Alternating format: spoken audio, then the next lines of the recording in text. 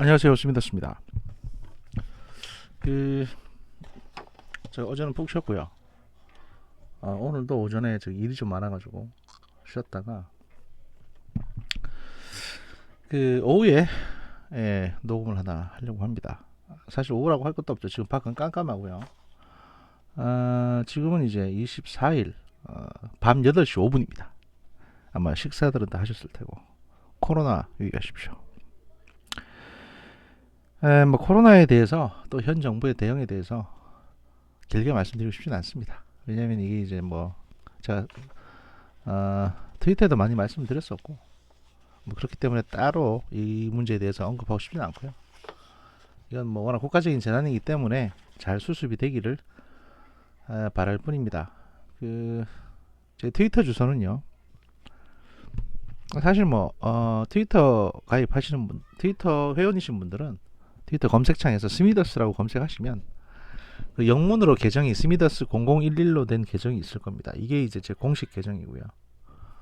이게 그 블락 당했을 경우, 블락이 아니고 저기 이 계정이 사라졌을 경우를 대비해서 부계정을 하나 만들어뒀습니다. 뭐냐면 이제 스미더스 0022로 되는 부계정이 있습니다. 이 두 개가 제가 운영하는 공식 계정입니다. 그 외에 나머지 스미더스나 스미다스, 뭐 스미디스, 뭐 하여튼 참칭하는 계정들은 다 제 공식 계정이 아니다. 다 저 사칭 계정이다. 이런 말씀을 드릴 수가 있겠습니다. 에, 제가 이제 한 사흘 전부터 그 이재명 씨 지지자들하고 좀 트러블이 있습니다. 사실 뭐 저는 뭐 누굴 특정인을 지지하는 건 아니기 때문에 그분들하고 트러블이 있든 없든 큰 상관은 없습니다. 제 어떤 그 삶에 큰 상관은 없는데 그분들이 뭔가 오해를 좀 하고 계시는 게 있는 것 같아서 일단 서두에서 그 말씀 좀 드리려고 하는데요. 제가 처음 말씀드렸던 건 이제 김부선 씨 관련 건이었습니다. 김부선 씨하고 뭐 사겠네 안 사겠네 하는 그 건인데요. 이게 이제 제가 왜 이 말씀을 드렸냐면 사실 뭐 이재명 씨가 지금 대법원에 올라가 있습니다. 그래서 사실은 그것 자체만으로도 지금 정치생명이 좀 위태위태하긴 한데 또 오늘 이제 이재명 씨가 뭐 피를 토하는 심정으로 글을 쓰셨죠. 나 이거 만약에 대법원에서 확정 판결 나오면 40억을 물어내야 되는데 내 인생이 이게 뭐냐 뭐 하여튼 뭐 두렵다 떨린다 뭐 이런 말씀을 하셨던 것 같습니다. 빨리 판결 내달라. 이거는 이재명 씨의 어떤 그 고뇌에 찬 선언일 수도 있고 아니면 그게 아니면 그 청와대 쪽이나 친문 쪽하고 어느 정도 얘기가 돼 가지고 이제 곧 판결 나올 겁니다. 이 지사님 무죄로 아마 나오게 저희들이 조치해 놨습니다. 그러니까 미리 뭐 광 파실 거 있으면 광 좀 팔아 주십시오. 광 파세요라고 해가지고 멋있게 글 한번 쓰시고 예, 대법원에서 무죄 이래버리면 보기 좋잖아요. 그러니까 뭐 그런 어떤 그 사전 그런 것들이 있는 게 아닌가 싶긴 한데요. 왜냐하면 그렇게 한번 제가 왜 그런 생각을 하게 됐냐면 그 오늘 이제 이재명 씨 글을 보고 사실 이재명 지사가 만약에 지금 대법원에서 무죄 판결이 뭐 내일이나 모레라도 바로 나와버리면 정치권에서는 정치 부분에 있어서만큼은 한동안 이 코로나 바이러스를 약간 덮을 수 있는 그런 뉴스가 또 됩니다. 예.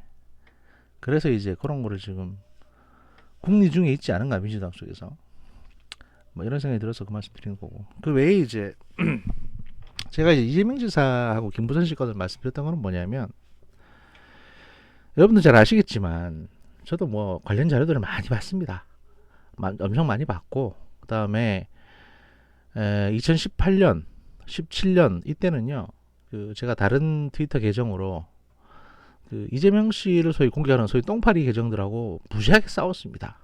왜냐하면 제가 뭐 이지사를 지지해서 그런 건 아닌데 제가 보기에도 너무 터무니없는 모함이나 공격을 받으니까 이 어떤 인간이 사실은 저렇게 터무니없는 억지적인 공격을 받는다는 것 자체가 말이 안 되지 않습니까? 예를 들어서 죄가 되는 거면은 법률적으로 죄가 되는 거면 형법상에 공격을 받아도 되는데 사안들을 보면 딱히 그런 것들이 아니에요. 게다가 이제 사실관계도 틀리고 그래서 이제 많이 방어를 해주면서 그 관련 내용들을 많이 훑어봤습니다. 훑어보니까 무슨 생각이 드냐? 제가 솔직히 말씀 누구 편드는 거 아닙니다. 그리고 단순히 이제 아주 냉정하게 현실적으로 지금 선거 전략 측면에서 말씀드리는 건데, 예를 들어서 이재명 씨에 대해서 제가 모르는 그냥 뭐 중도층인 유권자가 있다고 칩시다. 근데 저 사람이 지금 민주당 대선 경선에 나오고 그다음에 대통령 후보가 됐다고 칩시다. 민주당에. 그랬을 때 이재명에 대해서 전혀 모르던 사람들의 머릿속에 남아있는 거는 뭘까요? 뭐 5천억 대장동, 그런 건 중요한 거 아닙니다. 왜냐하면 어떤 뭐 시사업이나 이런 것도 다 경제 효과를 그렇게 부풀리기 마련이니까. 그다음에 뭐 성남시 조폭들하고 솔직히 까놓고 얘기해가지고 행정하는 사람이 협조를 얻으려면 조폭이 아니라 뭐 특전사 전후에 뭐 해병 동지회 모든 사회단체들하고 다 엮이게 마련인데, 그게 보통 사업가들이지 다. 조폭이라고 좀 이름을 맞박에 붙이고 다니는 사람이 누가 있습니까? 다 사업가를 가장하는 거지. 그러니까 그것도 사실은 비일비재한 일입니다. 호남 쪽이나 저기 부산이나 이런 데 가도 비일비재한 일이니까 그것도 중요한 건 아니에요. 그 다음에 형수한테 뭐 쌍욕을 했다, 그것도 내용을 다 보시면 알잖아요. 그 형수라는 사람이 이재명 씨 그 시어머니에 대한 이재명 씨 친모한테 전화해가지고 그런 욕을 먼저 했고, 거기에 대해서 다시 이제 어떻게 이런 소리를 할 수 있냐라고 하는 과정에서 나온 얘기라는 거 알만한 사람은 다 압니다. 그럼 뭐 가족사 그런 거니까 그렇다 치고, 그것도 중요한 거 아닙니다. 어느 가족이나 다 그런 거 있어요. 그 다음에 뭐 친형을 강제로 입원시키려고 고민을 했었다. 솔직히 어디 가서 행패 부리고 또라이 짓 하는데 그러면 입원 안 시킵니까? 정신병자가 그러고 다니는데 당연히 그런 고민을 하지.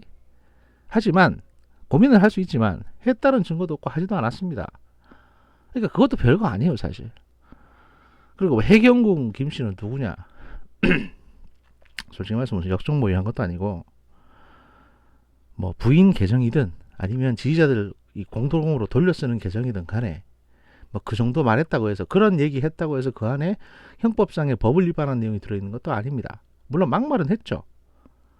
막말은 했고, 그 다음에 그게 누군가 밝혀지면 당연히 비난을 받을 텐데, 트위터에서 협조 안 해주니까 밝힐 수 없는 거니까 어쩔 수 없는 거 아니겠습니까? 그리고 사람들이 트위터도 뭔지 잘 모르는 사람들이 태반입니다. 그러면 그것도 사실 별거 아닙니다. 하지만 모든 사람들 머릿속에 공통적으로 남아있는 거, 이게 뭐 나이 든 사람이든 젊은 사람이든 간에, 트위터를 하는 사람이든 온라인 문화에 익숙한 사람이든 아니든 간에, 모든 사람들 공통적으로 남아있는 문제 하나는 뭐냐면 불륜입니다. 불륜. 이 불륜 스캔들, 이거를 지금 이재명 지사 입장에서는 완벽하게 마무리해 놓지 않으면 법적으로 두고 문제가 될 거란 말입니다. 마치 이제 지지자분들께서는, 물론 그 지지자분들의 심정을 이해는 합니다. 뭐냐면, 야, 또 그 소리냐, 힘들어 죽겠다. 근데 여러분들이 선거 나가는 게 아니잖아요. 여러분들 힘든 감정은 사실 이재명 씨 힘든 거에 비하면 아무것도 아닙니다. 그 대통령 선거라는 게 무슨 거대한 무슨 공연 같은 건 줄 아십니까? 아니면 종교 행사입니까 이게? 진짜 치고받고 물고 뜯고 하는 진흙탕 싸움이에요. 근데 여러분들 좀 피곤하고 힘들고 머리 아프다고 이걸 외면해 두면 나중에 1년 뒤 경선할 때, 2년 뒤 대선할 때, 그때 다시 망령처럼 튀어나와서 두고두고 이재명 씨 괴롭힐 거라고요. 한 몇만 안 되는 지지자들이야 뭐 다 알겠지. 근데 여러분들 사실 막말로 이재명 지지자가 한 100만 명이라고 칩시다. 그러면 그 100만 표 가지고 대통령 됩니까? 안 됩니다. 아시지 않습니까? 800만 표, 900만 표 받아야 되는데 받을 수 있겠어요? 이래가지고. 그러니까 제 말은 이걸 깔끔하게 끝내놓자는 얘기입니다. 아예 상대편 후보가 이 논란을 꺼내지도 못하게.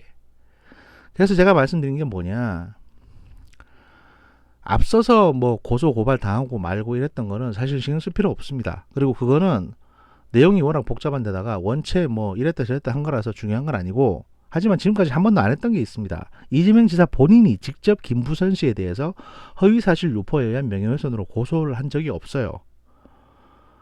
허위사실 유포에 의한 명예훼손은 공소시효가 7년입니다. 아직도 충분히 공소시효가 남아있고요. 지금 상황에서 김부선 씨가 불륜 주장을 했기 때문에 여기에 대해서 저게 허위사실이다, 그래서 내 명예가 훼손됐다, 또는 모욕감을 느낀다 해서 모욕죄로 걸든지, 이 둘 중에 하나로 걸어버리면 어떻게 되냐, 사실 허위사실 유포에 의한 명예훼손으로 걸든지 아니면 그냥 모욕죄로 걸어도 됩니다. 어떤 죄명으로 거는 게 중요한 게 아니라 저 사람으로 하여금 유죄 판결을 받게 하는 게 중요한 거니까. 지금 이재명 씨가 그렇게 건다 칩시다. 그러면 이 수사 과정이 어떻게 되냐면, 저는 명예훼손, 모욕죄 다 고소고발 해보기도 했고 당해보기도 했기 때문에 실제 실무에서 어떻게 진행되는지 대충은 압니다. 그래서 말씀드리는 건데, 그 고소장을 접수합니다. 뭐 저 사람이 어디서 이런저런 주장을 했고 저기서 이런저런 주장을 했다. 그러면 접수가 됩니다. 어떤 분들은 이제 그 허위사실 유포의 명예훼손 선거법상에 그걸 한번 걸었다가 이제 불기소 처분됐는데 일사부재리 원칙에서 어떻게 고소하냐 이딴 소리 하시는데요.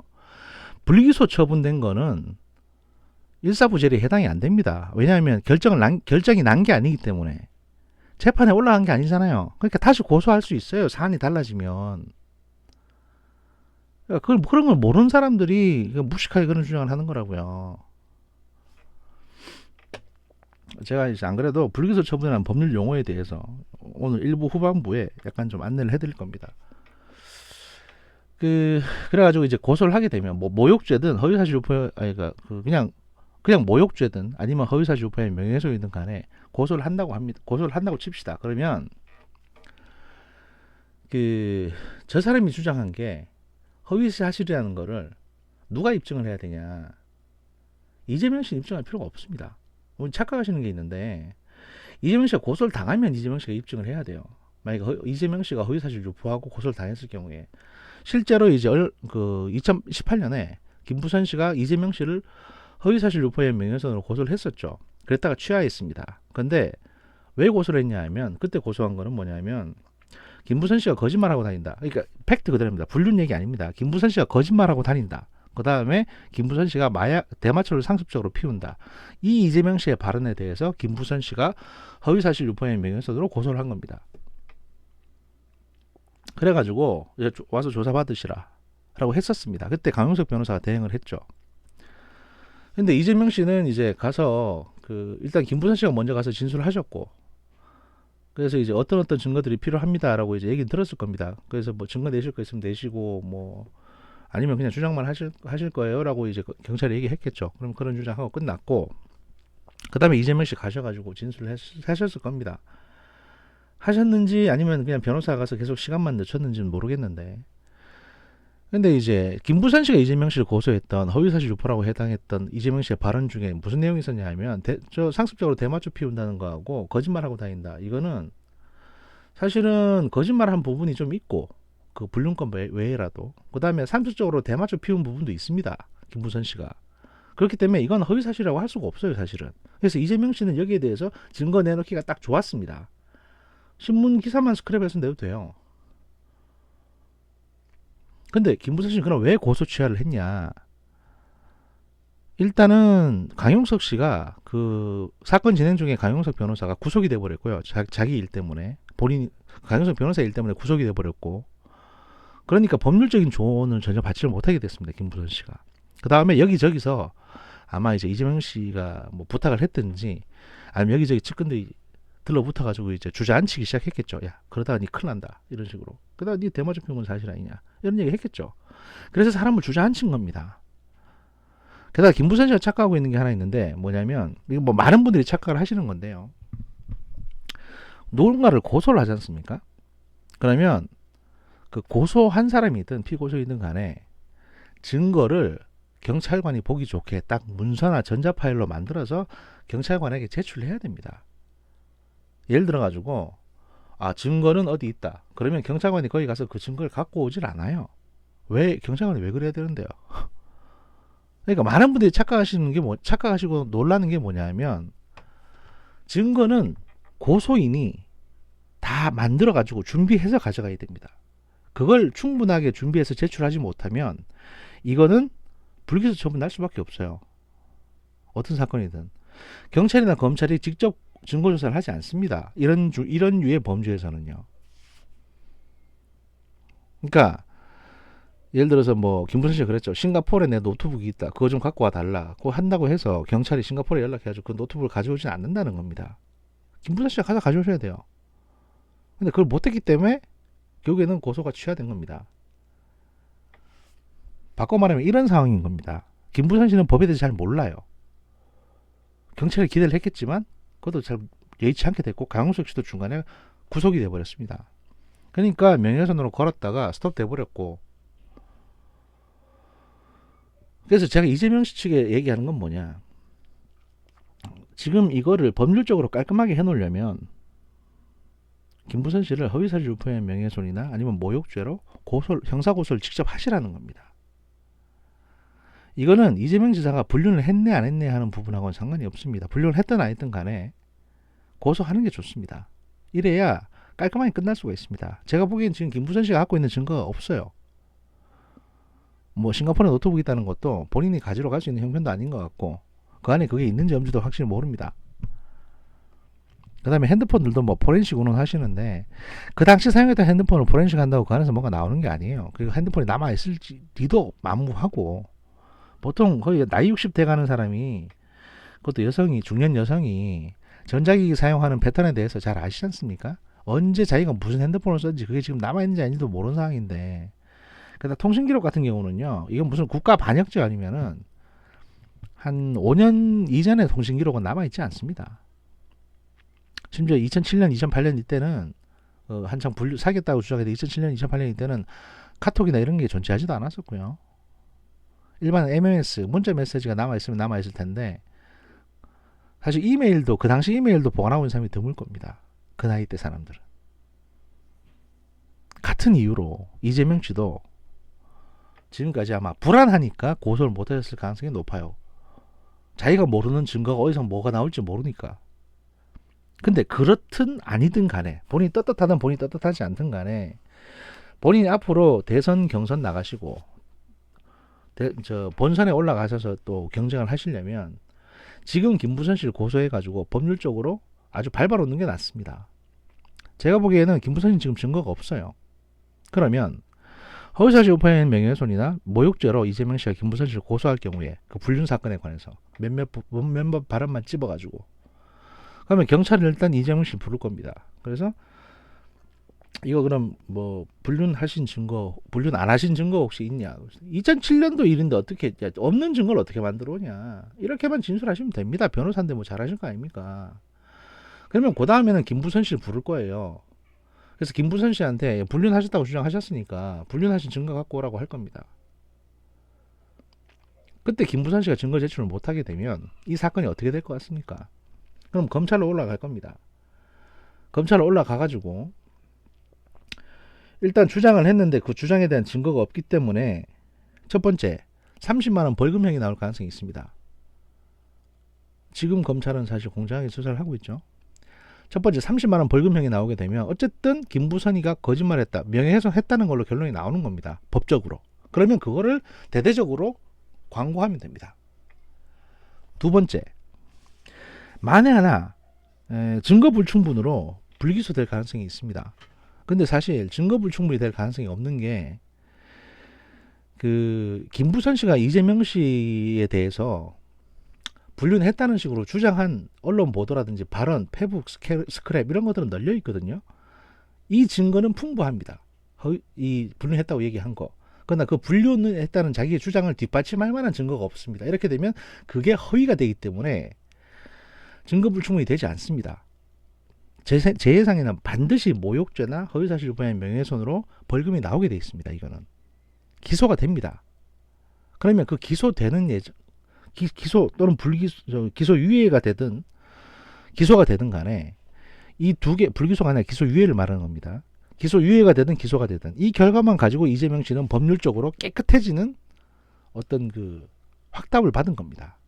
이것만 갖고 있으면요, 앞으로 어떤 대선 경선에 나가도 상대편 후보가 이 의혹을 제기하는 즉시 저 사람에 대해서 허위사실 유포에 의한 선거법상의 허위사실 유포 혐의로 제소를 할 수 있게 됩니다. 왜냐하면 이미 이재명 씨는 법률적으로 결론을 받았기 때문에. 그래서 제가 이 얘기를 말씀드리는 겁니다. 두 사람이 뭐 잤든 안 잤든, 이 이상 앞으로 선거에 나오든 안 나오든, 이건 솔직히 저의 관심사 바뀝니다. 이 전략이 지금 니들한테 필요하다고 해서 전략을 제시하는 겁니다. 안철수 후보에 대해서는 만약에 비슷한 어떤 거리가 있으면 제가 전략을, 솔루션을 제시해 드릴 수는 있습니다. 다시 한번 말씀드립니다만, 저 누구 편드는 사람이 아닙니다. 누구를 숭배하지도 않고 사람에 대해서 그렇게 칭송하거나 뭐 숭상하지도 않습니다. 특히 요즘 같은 경우는 문재인 대통령에 대해서도 조국권에 대해서만큼은 또 윤석열 총장을 이제 이렇게 좌지우지하고 뭐 보좌관들에 대해서 이제 이렇게 서로 견제하고 하는 거는 영조처럼 잘했다고 생각을 하는데 사람이 그 어떤 행위에 대해서 칭찬을 받고 또 비난을 받고 하는 거니까 문재인 대통령이 하는 모든 걸 갖다가 다 잘했다 하면서 칭송하는 건 아니거든요. 저도 솔직히 요즘 코로나 바이러스나 이런 데 대응에 대해서 보면 쌍욕이 나옵니다. 솔직히. 근데 그건 뭐 보좌관들이 좀 제대로 보고 안 하고 하는 부분도 있고 하니까 아무튼 그렇고요. 아무튼 그렇고 뭐 그런 얘기였고요. 솔직히 뭐 그쪽 얘기를 길게 하는 것도 너무 너저분해가지고 좀 그렇고요. 이런 얘기를 한다고 하니까 그 이재명 씨를 과하게 좋아하시는 분들 이런 분들이 저를 대해서 공격을 막 하시는데 그거는 말이죠. 어떻게 보면 여러분들이 트라우마가 있어가지고 그러는 건데 솔직하게 말씀드려가지고요.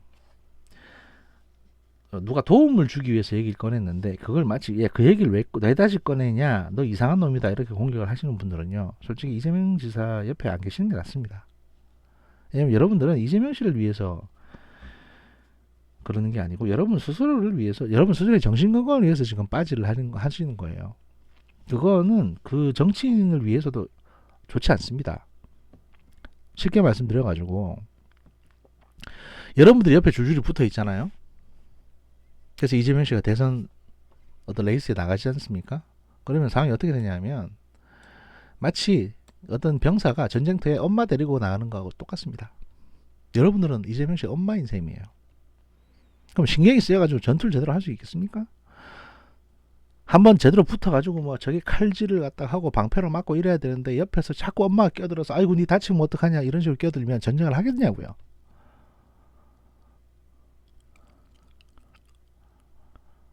너무 과한 보호는요. 그 자신조차도 경쟁력을 약화시킬 수 있고 안티를 양산하며 지지자를 떨어지게 만듭니다. 명심하시고요. 그래서 제가 앞서 말씀드렸던 그 법률 용어에 대해서 좀 해석을 해드리려고 합니다. 불기소 처분이라는 게 있습니다. 불기소 처분이 뭐냐면 보통 고소 고발에서 가장 이제 많이 접하게 되는 결과일 텐데요. 불기소 처분은 그 공소권을 가진 검사가 사건에 대해서 공소를 제기하지 않음으로써 재판까지 가지 않도록 처분하는 것을 말합니다. 즉 검사선에서 해당 사건이 재판까지 갈 만한 합당한 이유가 없다면 거기서 사건을 종결시키는 걸 의미하고요. 재판을 열지 않으므로 판사를 통해 선고되는 무죄 또는 유죄의 판결을 받지 않으며 형사처벌 또한 없고 따라서 당연히 전과 기록도 남지 않습니다. 그러니까 옛날부터 검사 사위를 드리려고 부자 새끼들이 그렇게 노력을 했던 거예요. 이런 권한을 갖고 있기 때문에 누군가의 죄를 덮어줄 수 있는 권한이 있는 겁니다. 그 이유에 대해서 말씀드리면 재판은 여러분들이 생각하는 것보다 엄청나게 많은 사회적 비용을 치르는 거고요. 시간, 돈도 들어가고 재판까지 진행해야 할 합리적인 이유가 없어서 재판에서 무죄 또는 선고유예를 받을 가능성 등이 농후한 사건까지 최종 판결을 이르는 풀코스로 진행을 하게 되면 일단 검찰도 일이 많아집니다. 검사들도 굉장히 일이 많아지고 판사들도 일이 많아지고요. 그다음 비용도 어마어마하게 들어갑니다. 왜냐면 그 사람 한 사람 사건 때문에 또 다른 사건들이 줄줄이 밀리게 되거든요. 그리고 사실 이제 수사기록 같은 경우에 여러분들은 그냥 고소장 한 2장짜리 쓰면 끝이라고 생각하시겠지만 그렇지가 않습니다. 수사기록 보통 아예 간단한 사건의 수사기록조차도 보통 한 2-3천 페이지 보자 이게 한 1000페이지 넘어가는 경우가 비일비재합니다. 1000페이지요. 1000페이지. 이게 왜 1000페이지냐? 여러분들이 쓴 고소장 한 5장에다가 여러분들이 이제 경찰서 가셔가지고 고소인 진술을 하게 됩니다. 고소를 한 사람이 경찰서 가서 이제 똑같이 진술을 해요. 그러니까 뭐 이름은 뭐고 어떤 사건이 있었고 뭐 육하원칙에 따라서 물어봅니다. 그 다음에 이제 여러분한테 고소 당한 사람 피고소인 그 사람도 경찰서에 와서 똑같은 절차를 밟습니다. 그래서 이제 고소인 진술서 피고소인 진술서가 한 20장 정도 나옵니다. 각각. 그 다음에 그게 진술서만 있는 게 아니라 그 뒤에 이제 증거 자료들이 붙거든요. 예를 들면 사진이나 뭐 인터넷에서 긁어온 거라든지 이런 캡처 자료들이 붙는데 그게 보통 한 뭐 5, 60장 되고요. 각각. 난 무죄다 해서 이제 무죄 자료, 유죄다 해서 유죄 자료 이런 것들이 붙고, 그럼 그게 다가 아닙니다. 그렇게 진술을 받으면 그 진술을 바탕으로 수사 보고서를 작성을 하거든요. 경찰관들은. 왜냐면 이 사람은 이렇게 진술했고 이 사람은 저렇게 진술했는데 이 내용을 보면 이게 맞는 것 같고 틀린 것 같고 이래서 이제 누구한테 벌을 주는 게 맞는 것 같고 하는 식의 수사 보고서를 작성을 해서 올리게 돼 있습니다. 이 수사 보고서가 또한 10장 정도 됩니다. 그러니까 경찰은 일이 졸라 많아요. 뭐 검사들도 많지만. 그래서 이게 경찰에서 이제 조사한 것만 내용 딱 추려 이게 정리해 가지고 한 500장 정도 되는 몇 차례, 왜냐면 이게 조사를 한 번만 하고 마는 게 아니거든요. 세 번 다시 부르고 다시 부르고 또 대질 신문 한다고 또 부르고 그다음에 추가 증거 자료 넣고 또 추가 수사 보고서 들어가고 이러면 처음에 한 100페이지였던 게 그냥 금방 한 3, 400페이지 됩니다. 3, 400페이지짜리 이제 그 사건 기록을 이제 최종적으로 경찰에서 정리가 끝나면 이걸 검찰로 보냅니다. 이거를 송치라고 합니다. 송치. 그러니까 보낸다는 거죠, 서류를. 사본을 남기지 않고 서류 원본 자체가 검찰청으로 가게 됩니다. 검찰은 이걸 받게 되면 이제 검찰에서 직접 조사, 추가 조사가 필요하다 그러면 여기에 다시 앞서 이제 했던 절차 그대로 다시 또 절차를 밟습니다. 그러면 검찰에 와서 또 조사 보고서를 작성하고 또 진술서를 또 작성하고 거기에 또 이제 증거 자료를 또 붙입니다. 그래서 이제 똑같은 게 경찰에서 만들었던 거, 검찰에서 만든 거 이 두 개의 세트가 돼서 1000페이지가 넘어가는 겁니다. 그러니까 이제 법원에 올라가는 자료는 보통 1000페이지 정도 되고 법원에 올라가지 않는 자료는 한 3, 400페이지에서 야 이거는 그냥 사건 안 돼, 불기소, 증거 또는 증거 불충분 이래가지고 이제 그대로 창고로 들어가는 겁니다. 그러니까 제가 말씀드리고 싶은 건 뭐냐면 서류가 엄청나게 많다는 것이고, 그 모든 사건 하나하나에 올바른 판결을 내려야 되는 판사 부담 또한 커지고요. 일단 사람이 판결을 하는 거니까 검사도 일이 많아지고 판사도 일이 많아지니까 여기 이렇게 되면 무슨 일이 생기냐면 제대로 걸러내지 못하는 사건이 생깁니다. 그러니까 억울한 사람이 나올 수 있는 거죠. 억울한 판결을 받게 되는, 죄가 없는데 죄가 있다고 판결받거나 죄가 있는데 죄가 없다고 판결받거나 이런 게 되는 겁니다. 따라서 굳이 재판까지 가지 않아도 결과가 뻔한 사건들은 검사선에서 불기소 처분을 해가지고 사건을 종식시킴으로써 사회적 비용을 절약함과 동시에 검찰의 업무를 덜어주고 억울한 피고가 나오지 않도록 하는 것이 이제 불기소 처분 제도의 이제 기본 원칙이고, 이게 이제 기소편의주의라고 해서 검사가 가지고 있는 가장 강력한 권한입니다. 이걸 이제 소위 말해서 공소권, 기소권이라고 하는 겁니다. 이제 물론 이제 검사 검사 또한 업무량이 한정적이다 보니까 모든 사건이 검사에게까지 올라가서 불기소 처분을 받을 수 있는 것도 아닙니다. 그럼 뭐냐?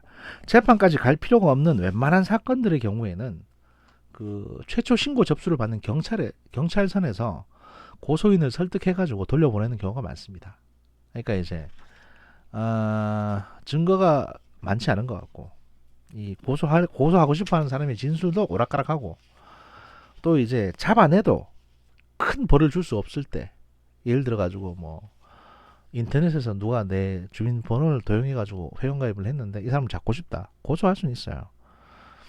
그래서 이제 이 사람을 경찰에서 막 수사해 가지고 그 사람을 잡았다 칩시다. 그러면 그래서 얘를 굳이 뭐 너 이 주민번호 어디서 확보했냐고 했을 때 금전적인 피해가 없다 그러면, 금전적으로 이제 도용당한 사람이 금전적인 피해가 크게 없을 경우에는 그냥 훈방되거나 아니면 경범죄나 또 아주 가벼운 벌금으로 끝날 가능성이 높거든요. 이러면 사실 잡아도 잡는 의미가 없습니다.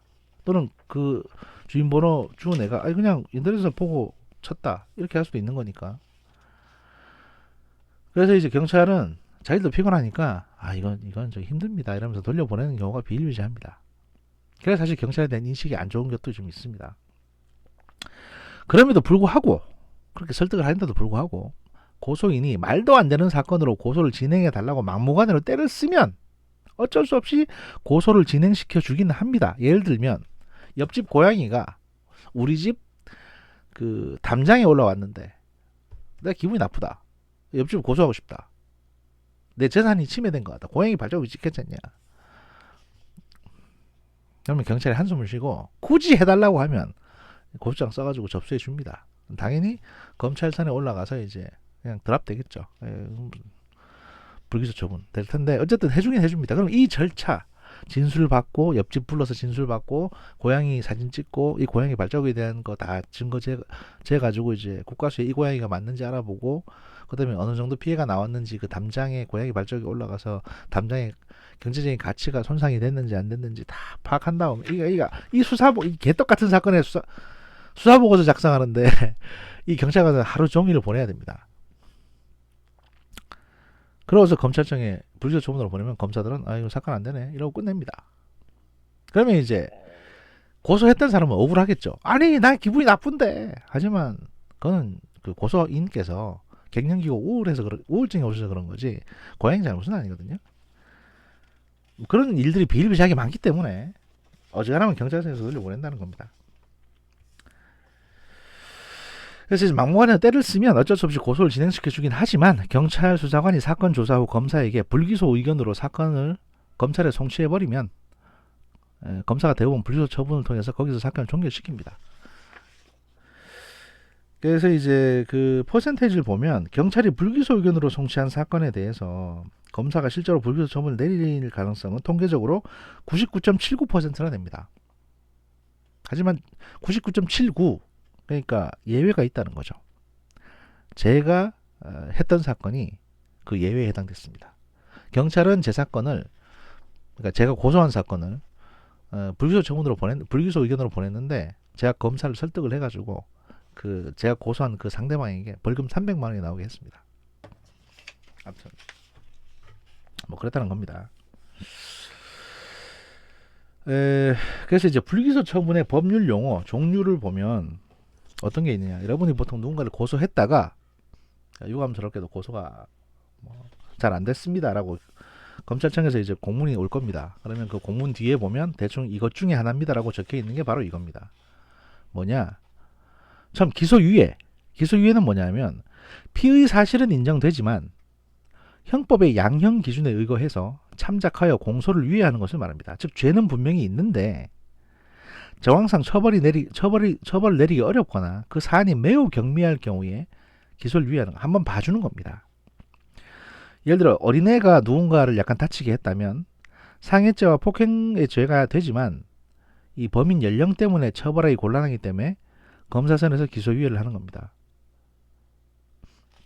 이 경우에는 보통 이제 뭐 치료비를 내고 합의하는 선에서 끝날 수도 있고 그 당사자 간에 뭐 그럴 수 있죠. 또는 이제 성인이 만약에 했을 경우에도 뭐 검사가 보고 뭐 한 봐줄게 이러면서 기소유예 하는 경우도 있습니다. 오늘 가정 형편도 안 좋고 뭐 노모는 아프고 얘가 처벌받을 경우에는 이 노모를 모실 사람이 없다고 할 경우 뭐 이렇게 되면 이제 기소유예 해주는 겁니다. 그런 구실로. 이게 검사의 재량권이기 때문에 사실 이것 때문에 이 기소유예권을 남발할 경우가 좀 있어가지고 검찰이 과거에 욕을 많이 먹었고요. 또 이걸로 득을 본 부잣집 자녀들이 꽤 많습니다. 그러니까 사고를 쳤고 죄를 저질러 놓고서는 돈 몇 푼 물어주고 이제 처벌을 받지 않는 거죠. 그러니까 검사는 아는 친구 검사한테 이렇게 전화 받아가지고 한번 봐줄게 라고 해서 봐주는 형태. 이게 이제 2000년도까지 그런 일들이 비일비재했다고 하고요. 다만 기소유예는 그 형법 위반한 건 맞고 죄는 분명히 있는 겁니다.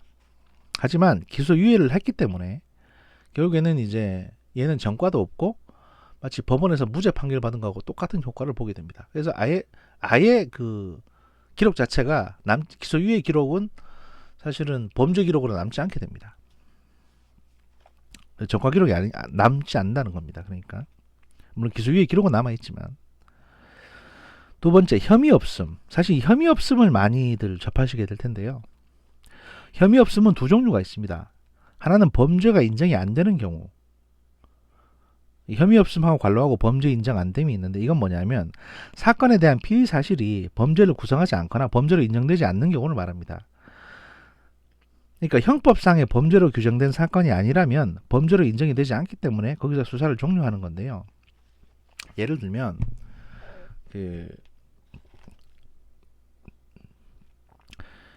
사실 범죄 사건이 아니라면 검사한테까지 올라오는 경우가 드물고 경찰선에서 신고 접수를 안 받는 게 맞지만 범죄 같아가지고 범죄로 접수했던 사건이 수사를 해보니까 범죄가 아니었던 경우들이 있기 때문에 이런 얘기가 나오는 겁니다. 이게 뭐냐?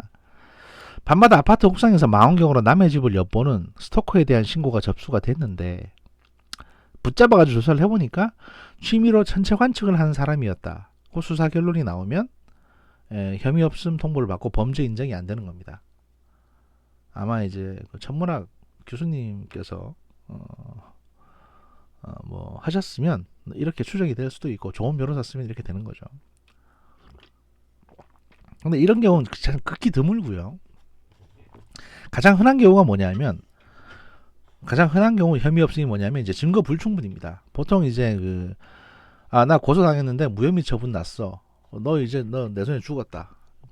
보통 내가 너 무고죄로 걸 거야. 뭐 이렇게 얘기하는데 거기에 말하는 이제 무혐의 처분이라는 게 바로 이 증거 불충분으로 인한 혐의 없음을 말하는 건데요.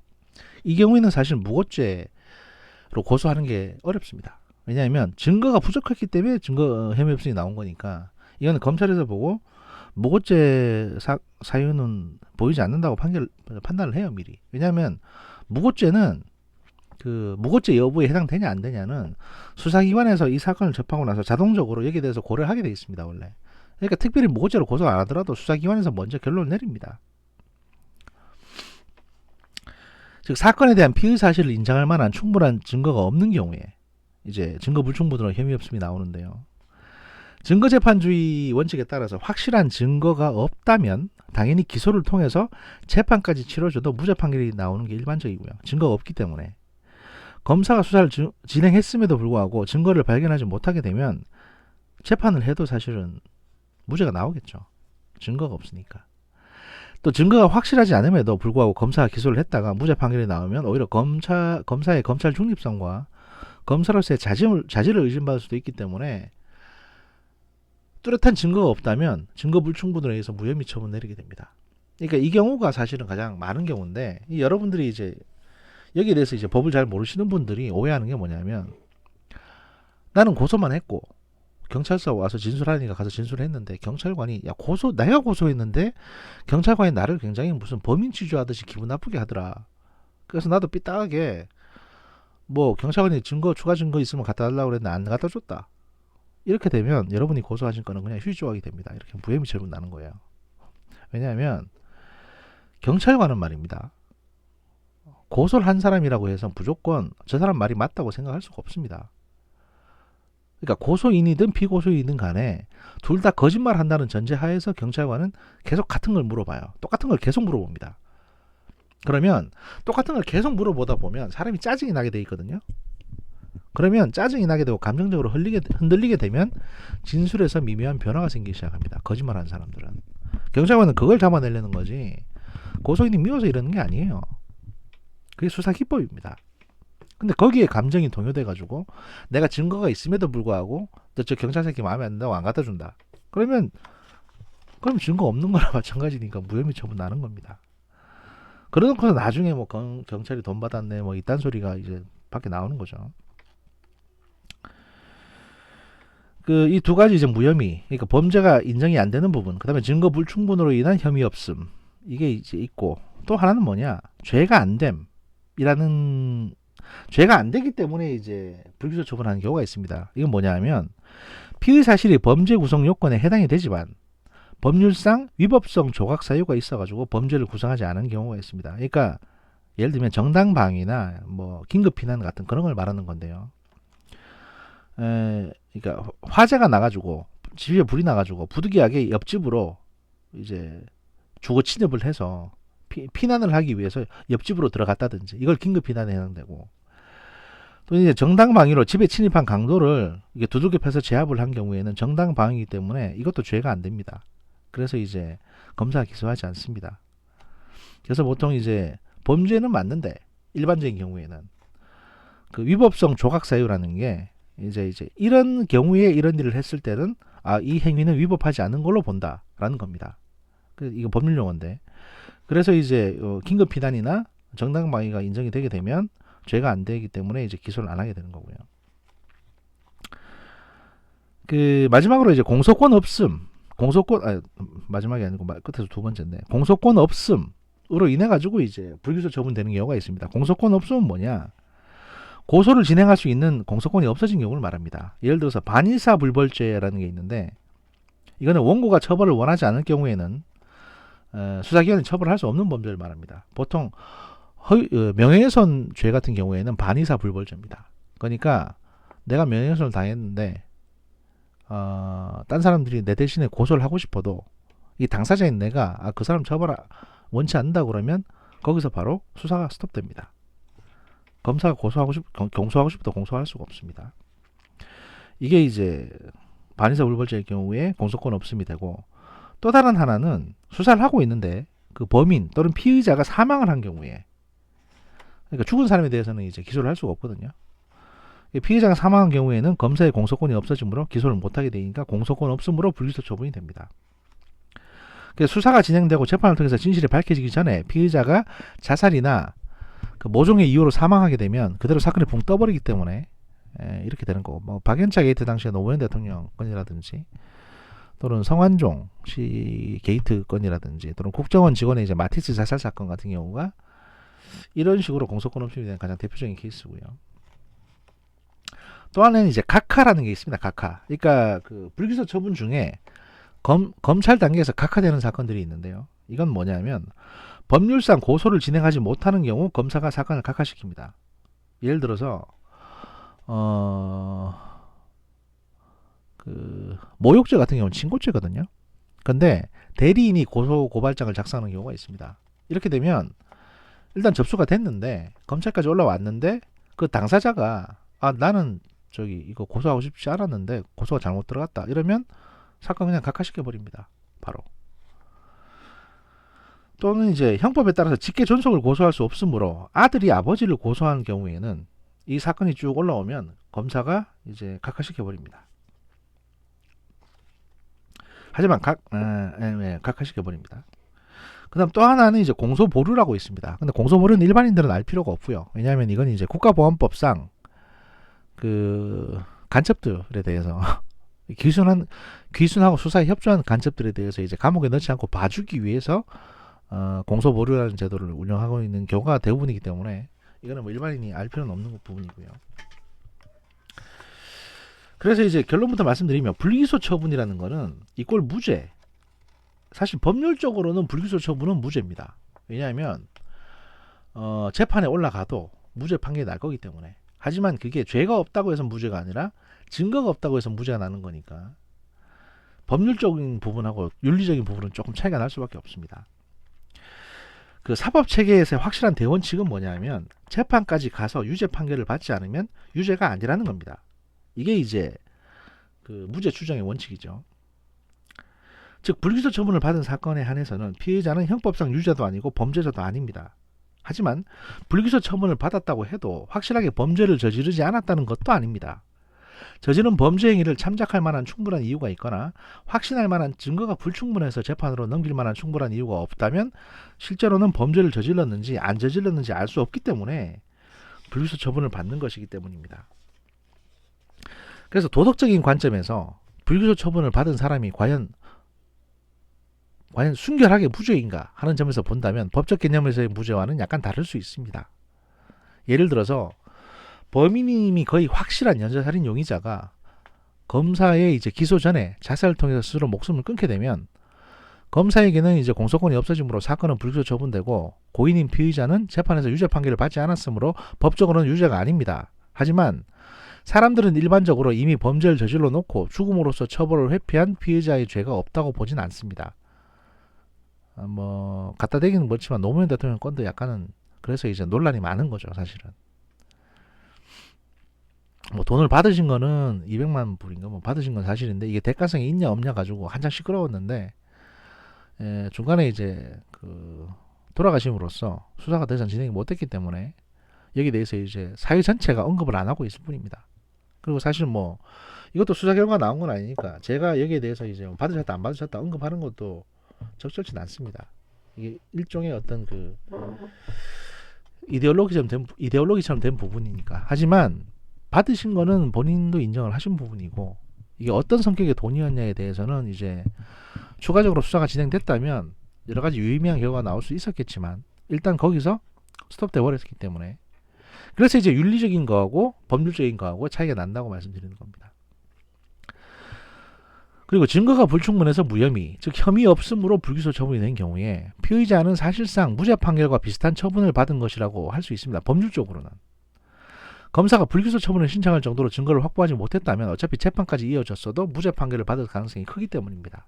다만 도덕적 판단이 매우 강하게 드러나는 성폭력 범죄의 경우에는 스캔들 끝에 혐의 없음으로 사건이 종결돼도 많은 사람들은 피의자를 비난하기도 합니다. 왜냐면 저 새끼 분명히 그랬을 거야. 또는 아니 저 새끼가 멀쩡했으면 이런 얘기가 나오겠냐? 이런 얘기들이 이제 왕왕 나오는 거죠. 그래서 이런 어떤 억울한 피해자들은 자기를 고소한 상대방을 이제 무고죄로 고소를 하게 되는 겁니다. 사실 무고죄 고소한다는 게 제가 아까도 말씀드렸습니다만, 그렇게 무고죄로 고소할 경우에 보통 무고죄가 인정되는 경우는 거의 드뭅니다. 왜냐하면 수사기관에서 일단 이게 무고인지 아닌지를 먼저 검토를 해보거든요. 근데 수사기관에서 검토할 단계는 무고가 아니었는데 무고죄로 고소하고 나서 뭐 수사기관에서 확보하지 못한 증거들, 예를 들어서 그 여자가 뭐 다른 친구하고 이랬는데 돈을 받기로 했다, 이렇게 뭐 상의를 했다든지 이런 음모의 결과가 드러나면 무고가 인정되기도 하지만 대부분의 경우에는 그 수사기관에서 먼저 검토하기 때문에 무고죄가 성립되지는 않습니다. 하지만 이런 이제 대외적인 시선, 도덕적인 시선, 도덕적인 판단, 도덕적인 비난, 이런 것들이 있기 때문에 성범죄 같은 걸로 한번 스캔들이 난 남자 연예인 같은 경우에는 상대방을 반드시 무고죄로 고소를 합니다. 그 절차를 이제 마치 보여주는 듯이 과시하면서 고소를 하는 거죠. 다만 그 결과에 대해서는 사실 잘 얘기 안 합니다.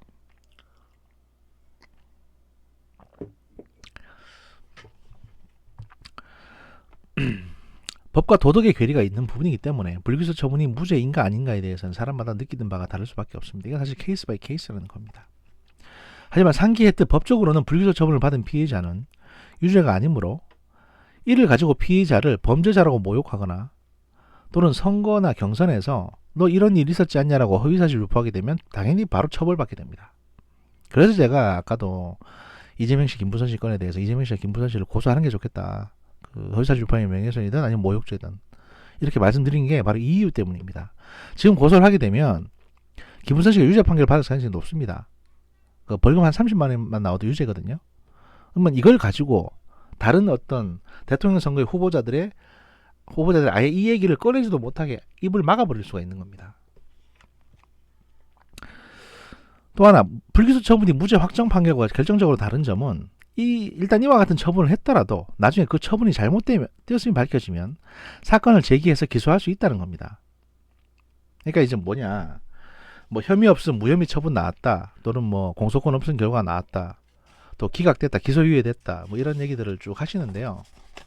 그러면서 이제 이재명 씨 건이 여러 가지가 있는데, 이거 하나는 불기소 처분됐고 또 하나는 그냥 각하됐는데 이거 어떻게 일사부재리 원칙에 의해서 또 고소하냐 이러시는데, 할 수 있습니다. 왜냐하면 재판받는 게 아니잖아요. 그래서 불기소 처분이기 때문에 재판 결과가 올라가지 않은 거니까 증거가 새로 발견되거나 또는 사건의 다른 어떤 부분들이 나오게 되면 일사부재리 원칙하고는 다르게 얼마든지 다시 고소를 할 수가 있는 건입니다. 그러니까 법률적인 부분에 대해서 좀 많이 알아보시고요. 그 다음에 몇몇 분들이 자꾸 논쟁하시면서 어디 변호사가 자기 사이트에 적어놓은 그런 것들을 캡처해서 가져오시는 부분들이 있거든요. 어떻게 보면 이제 법률가들마다 해석이 다르고 변호사들마다 주장이 다르기 때문에 그런 거기도 한데, 여러분 상식적으로 생각하시면 되는 게 뭐냐면, 어떤 변호사가 뭐라고 주장했다고 해서 법정에서나 검찰에서 반드시 그게 그렇게 먹혀 들어가는 게 아닙니다. 왜냐하면 그게 그냥 그렇게 글자 그대로만 먹힐 것 같으면은 재판을 할 필요가 뭐가 있습니까? 이쪽 변호사 저쪽 변호사 싸우는데 누가 재판에서 승패가 갈린다는 거는 한쪽 변호사가 하는 말은 틀렸다는 거잖아요. 모든 사건의 케이스 바이 케이스입니다. 그러니까 변호사의 어떤 이론적인 얘기도 중요하지만 가장 중요한 거는 경험입니다. 경험. 겪어본 사람이 갖고 있는 경험.